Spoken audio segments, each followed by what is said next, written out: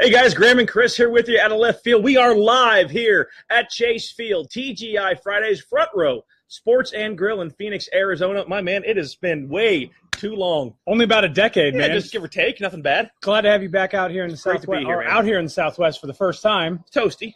It is a little warm today. What are we about?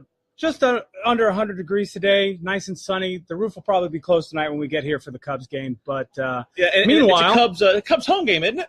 Yeah, well, at least it seemed that way yesterday. It was a sea of blue and white yesterday. That's all I heard. I mean, every 6-4-3, the Cubs fans cheered. There was no Diamondbacks love lost. Let's not forget that the Let's Go Cubbies chants were at least 3 times as loud as the Let's Go D-backs chants.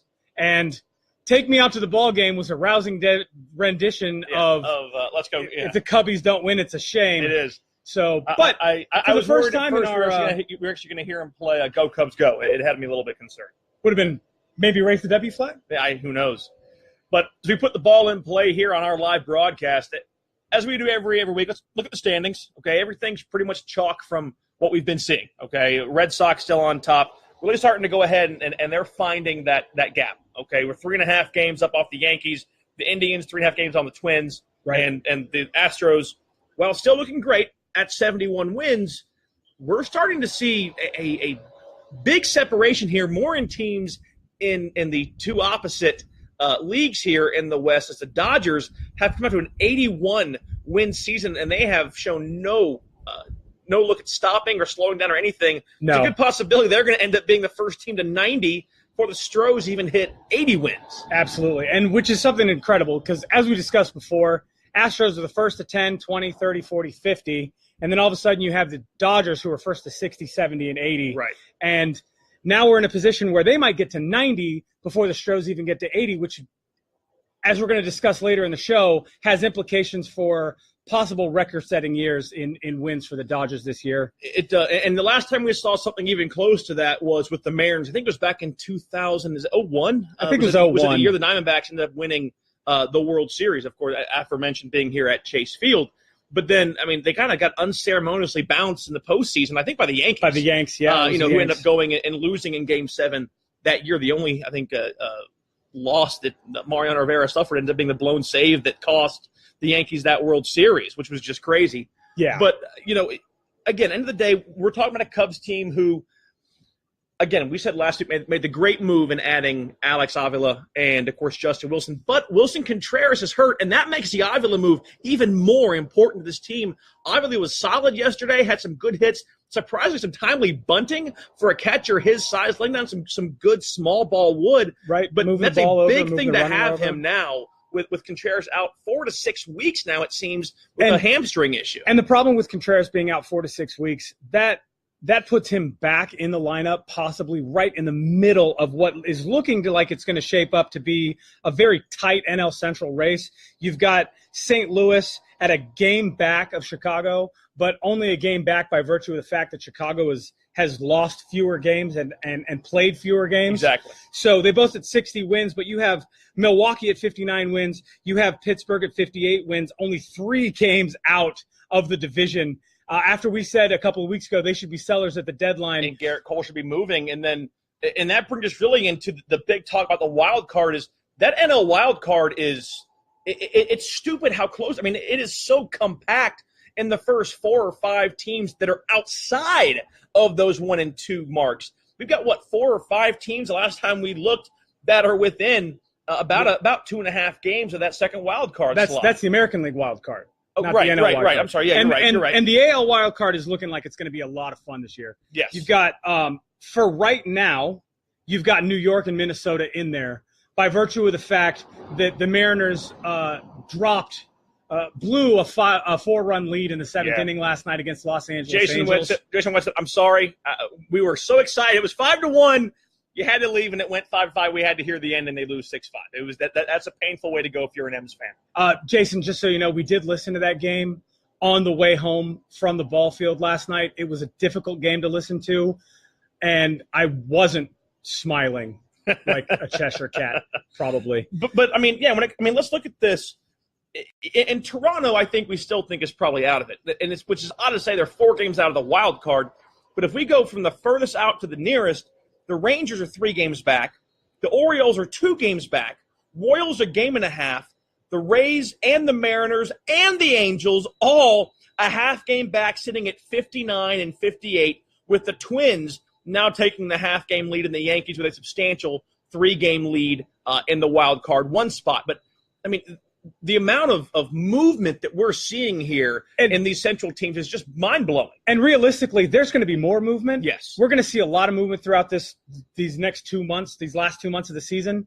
And one of the movements we might see, depending on how these moves that were made at the trade deadline go for the New York Yankees, could be the Yankees coming out of that number 1 wildcard spot into that divisional lead, bringing Boston down. But Boston has a pretty hefty lead right now. It would take probably Aaron Judge at his early season form and the rest of the Yankees really, really stepping up to pull that off. Judge needs to pull that average back up another 30 points to get back into the 320 mark.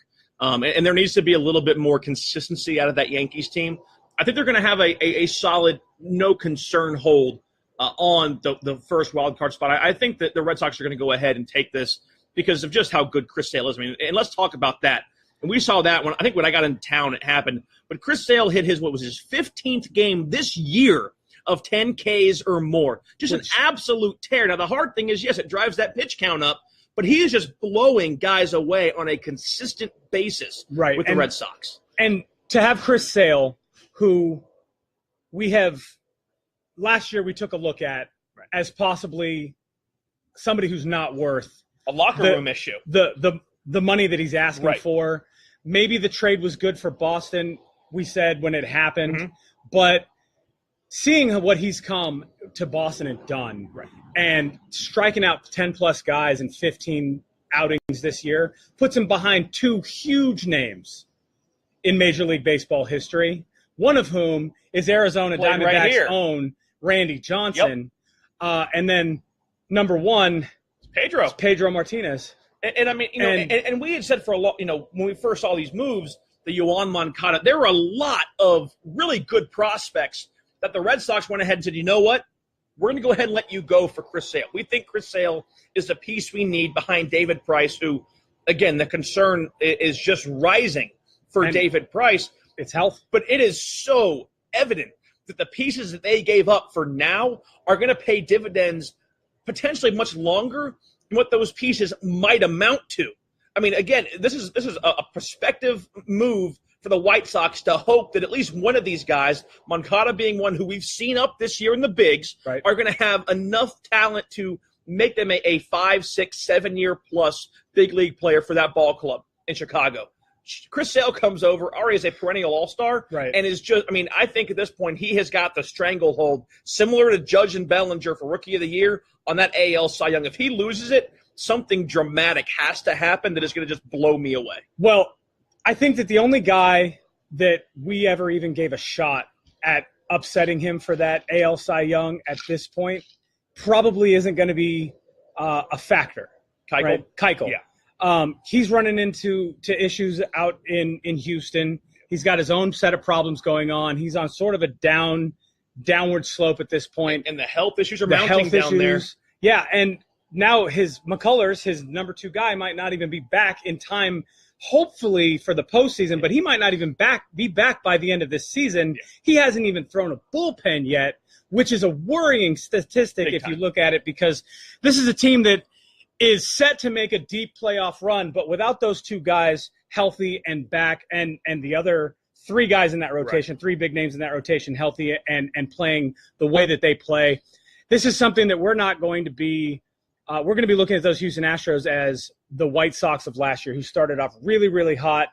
I don't think it's going to go. They'll make the postseason. I don't think there's a concern there. But I mean, it might even be something like the Rangers last year, who just dominated, and then I believe it was the Blue Jays went ahead, moved them out of the way, and then of course Cleveland comes through and beats Toronto. So we made some almost an exact same similar exit in the same division, Rangers Astros, and that's why Keuchel was just so ticked off that they aren't making heavy moves for arms. Yes, Liriano comes through, but he's been more of a bullpen guy than a starting guy. Where is going to be that piece that you're going to bring into your rotation to have a number 1, number 2 type arm behind maybe a Keuchel and move McCullers to a 3 spot. They need that. I'm not seeing who's on waivers, though, aside from Verlander yet for that, though. Okay, and so what about that?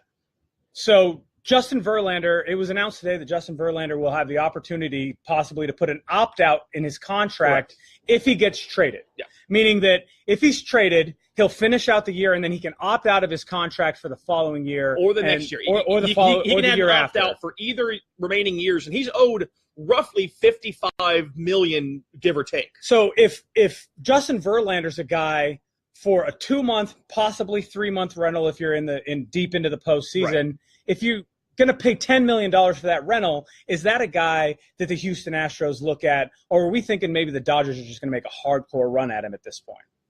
I don't know the Dodgers are going to make – I mean, again, and the point that you make makes perfect sense of they're at the luxury tax max, so you're not going to pay anything more to grab him. It makes perfect sense to bring him in, and we've said that the logic of having Kate Upton as your fiance, who's going to be primarily in L.A. a lot of the time, is a good move for them. I would love – for them to grab Verlander.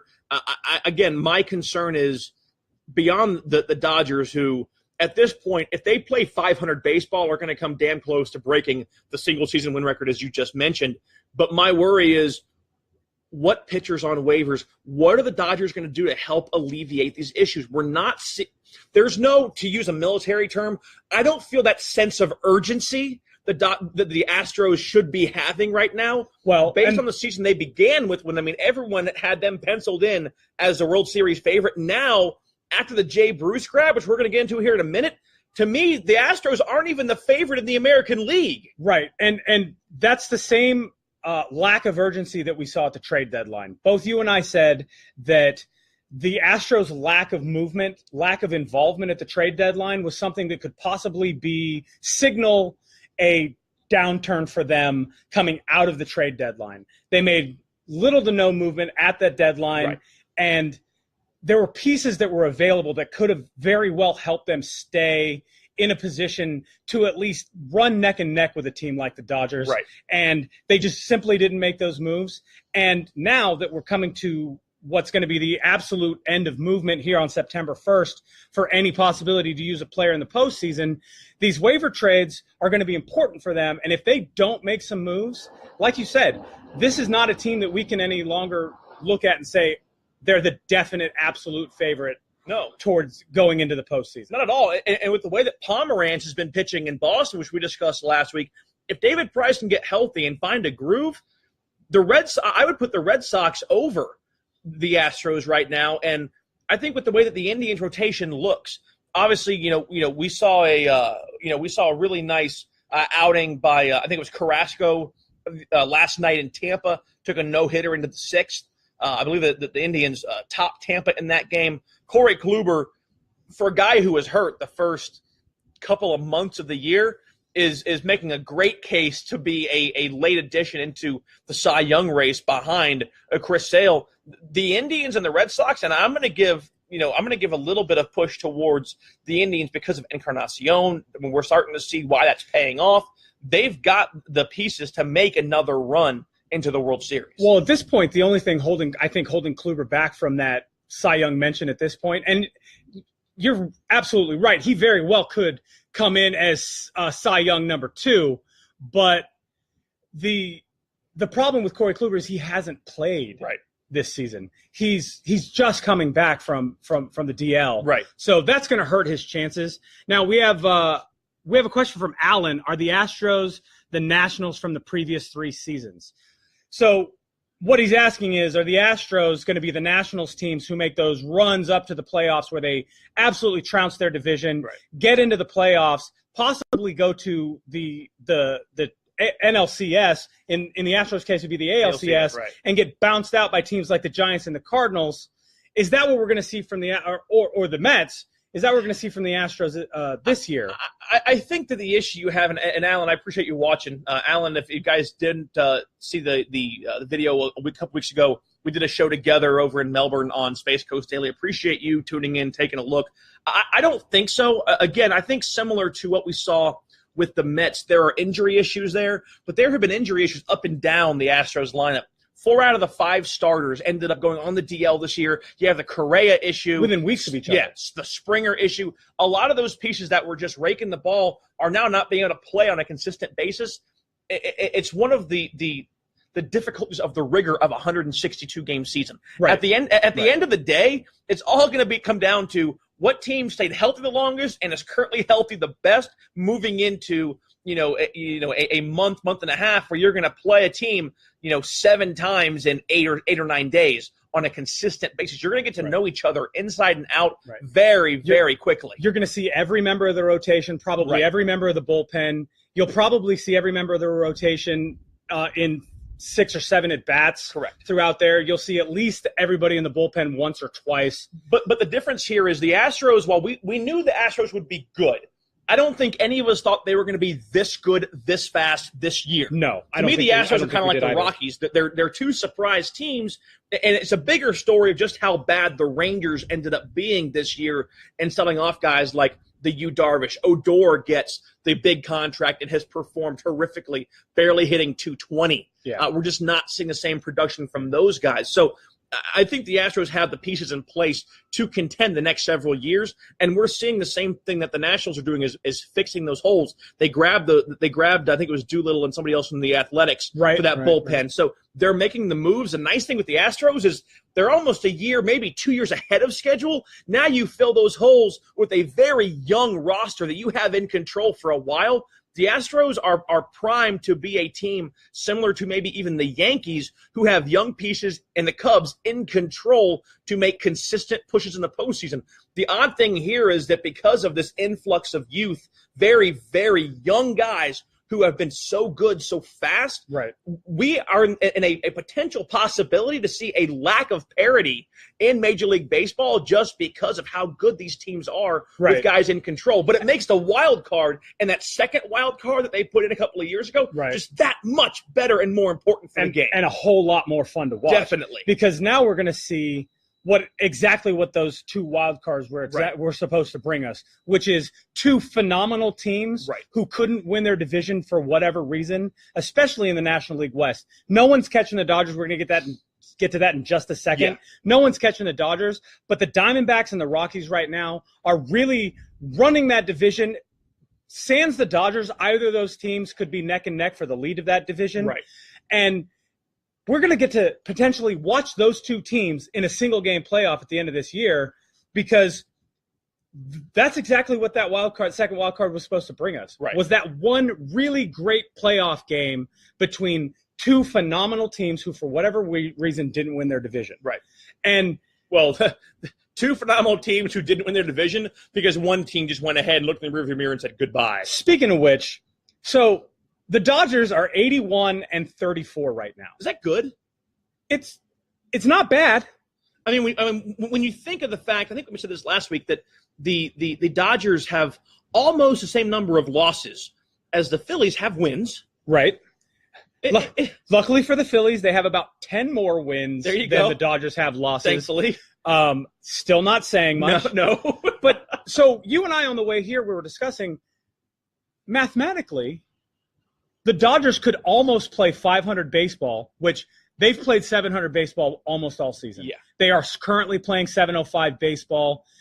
The Dodgers could mathematically play almost 500 baseball for the rest of the season and break the M's 2001 116-win record. Now, my friend Jason, who we came to the Cubs game with last night, had mentioned the possibility, being worried, he's an M's fan, mentioned the possibility that the Dodgers could break that record and that would be painful for him to watch.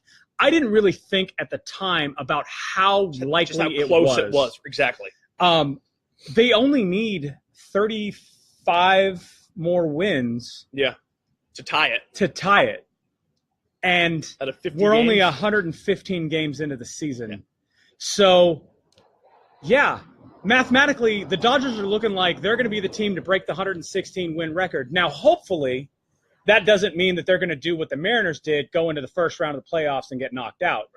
There are teams in that microcosm of the playoffs who could do it. Happen. I mean, we saw Yu Darvish pitch when we went to dinner on Thursday. Watched Yu Darvish pitch here at Chase Field, and just that breaking ball was just disgusting. Yeah. And it wasn't one of those fall off the table, break your knees. It's just you don't see it coming, and then there's just a little bit of drop that puts it in the zone, and you weren't looking for it. And it wasn't just the sink, and it wasn't just the curve, and it wasn't just the slider. It was all of them. Everything was Every working. single thing he threw broke exactly where he wanted it to, and he was placing it. And he was getting strike 3 calls on pitches that guys looked like they were going to dive out of the way of, and it just broke right into the zone, right through the zone, and they stood there frozen. Yeah. And then we saw Peralta, I think it was, get frozen on that strike 3 fastball that was just right at the bottom of the zone, straight heat to the bottom of the zone. And he hadn't seen a fastball the whole at bat, and it froze him. Kind of reminded us of that World Series strike 3 on Miggy of Romo's, where he threw breaking ball after breaking ball and then froze him with that strike, with that fastball. The worst thing you can see from a big leaguer is when that is before the umpire even rings him up and the head drops. Yeah, he just there is no chirping at that point. No. When you just drop and start trudging off before you turn back, there is no griping at that point. Yeah, he knew. He knew exactly what had just happened. He knew that was strike 3. He just wasn't expecting. He was looking breaking stuff, and he got hard stuff all the way. So I think we pretty much agree. The Dodgers, while I think the Dodgers are primed for the World Series, the National League is a gauntlet. Yes. I mean, there is no easy out right now. No. If the Cubs are on now, granted, the game last night was long. It was Lackey. It was Taijuan Walker. No one seemed to be finding the zone. The pitching was not solid. It just, it got out of hand. I mean, it was 11 runs total, but that happened really from the 7th inning beyond. That was it was a 3-1, 3-2 game up until the 6th. It was just pretty quiet, but it drug on. The big thing is going to be the pitching for the Cubs. But when you look at those teams, like you said, Diamondbacks, the Rockies, the Nationals, there is no easy team going all the way through. There shouldn't be an easy team, obviously, in any level when you're into the postseason. But the question now becomes, if you have to pick a club from the American League to represent them in the World Series, where do you go? And we discussed the Astros being a question mark, but that Jay Bruce grab that the Indians picked up from the Mets, and there was a talk that the Yankees were interested in Bruce as well and didn't end up pulling the trigger. And Bruce was going to waive his no-trade clause for a contender, according to reports. He ends up going to Cleveland, who was not on the no-trade list, instead of to a crosstown rival who was on his no-trade clause. Right. So, I mean, a great pickup for the Indians, and probably a bit of a jab from from Queens over to the Bronx. Saying, we're not going to give you what you need to have a long run. But I mean, this is like a Lucas Duda type grab, right? For Cleveland. Exactly. And the big deal here is that while Jay Bruce might not be a huge bat, he's a consistent bat. Very. Now, he does have some control issues at the plate. He strikes out a lot. But as we've discussed, I think on the show a little bit, but personally quite a bit, we're moving into an area in baseball, into an era in baseball where strikeouts aren't looked down upon like they used to be. Right. Nowadays, hitters really feel like a strikeout is an out is an out. Right. If you strike out or you ground out, you still didn't reach base. It doesn't matter how you did it. Swing away, try to hit the ball as hard as you can. Going to the Pine Pony either way. How you got there is irrelevant. And the reason we're in that place now is because coming off of that home run era, right? What we call the quote unquote steroid era, where you have Mark McGwire and Barry Bonds and Sosa and those guys who are hitting the ball just a mile. Mm-hmm.